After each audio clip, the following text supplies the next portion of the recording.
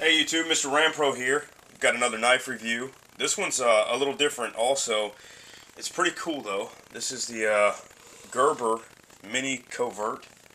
After the Applegate Fair, I guess it's the Applegate Fairbane Mini-Covert, sorry. And just a direct replica of the larger fighting knife.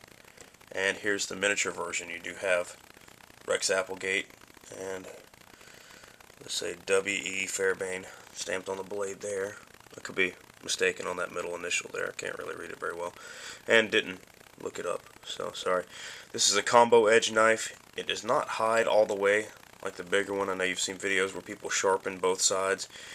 This one doesn't really hide like that, so not really going to work out for you if you're going to sharpen both sides of this, but perfect for an EDC blade. I've carried this one a couple of times, and I didn't want to use it just because I'm not sure about the black finish on the blade. It doesn't seem as durable as like a black titanium nitrate finish. It seems like a Teflon coating of some sort.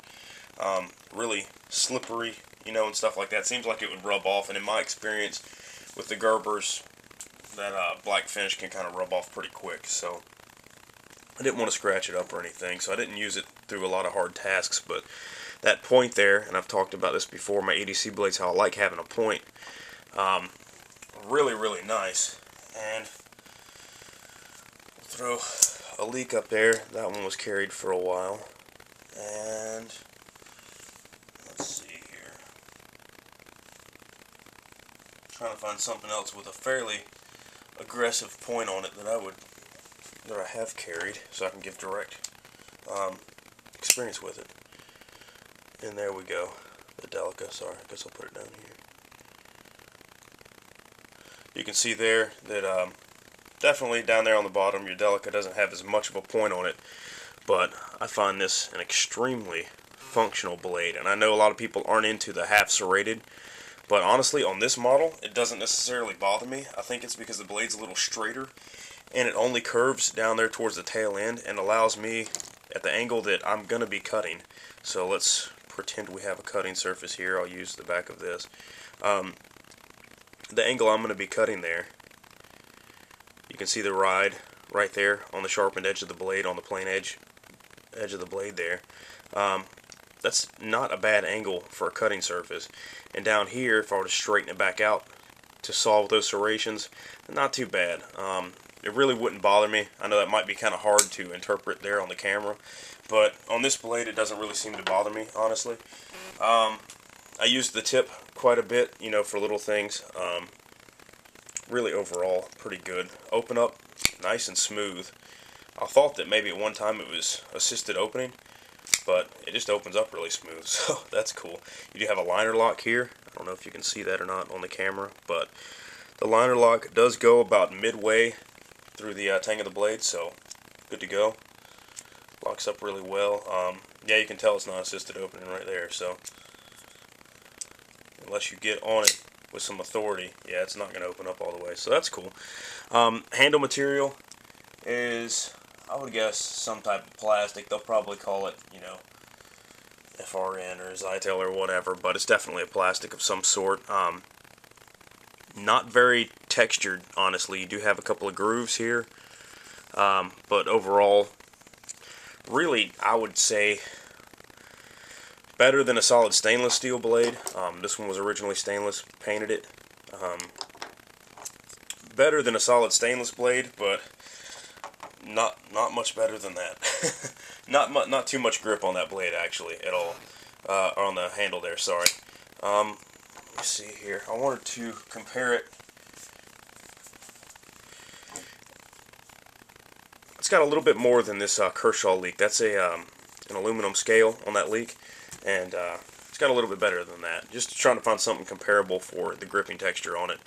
Thumb stud, both sides. You have a low ride pocket clip, and that's awesome. The only bad thing, you can't change it from, it looks like you might be able to change it from left and right. Honestly, I got to take that back. No, you can't do that either. So you're stuck with right side, tip down carry. That's your only option. But it rides really deep, so that's definitely a plus in a pack or in a pocket. Definitely really deep, and I'd definitely put this in a straight EDC roll. I would not add it in any kind of tactical whatever nonsense at all.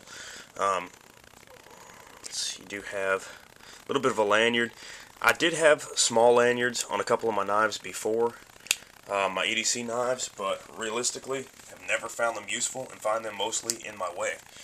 So we've got SOG Twitch 2, and I've added a little bit of 550 cord. Actually, my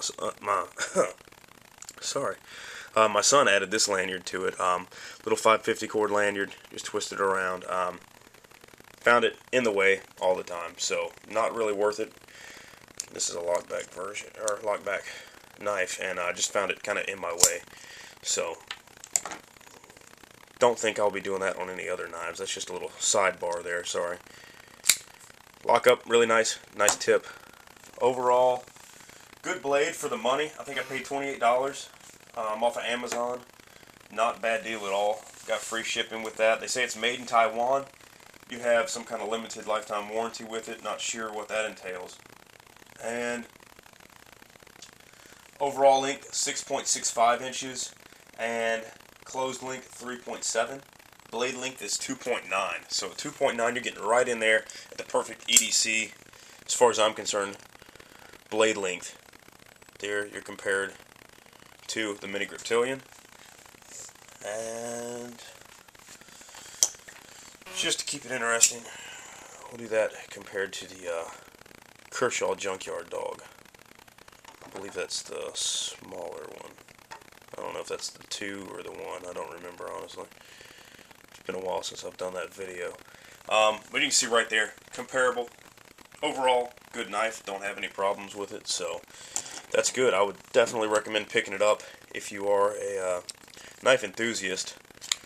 Really good for the collection, and a lot cheaper than your $120, $150 Applegate Fairbane, the larger versions. So that's why I got this one, because I don't find a practical use. I don't think I would find a practical use for the larger full-size version. So pick this one up instead, and really good. I appreciate you guys watching. This is MrRampro. Thanks a lot.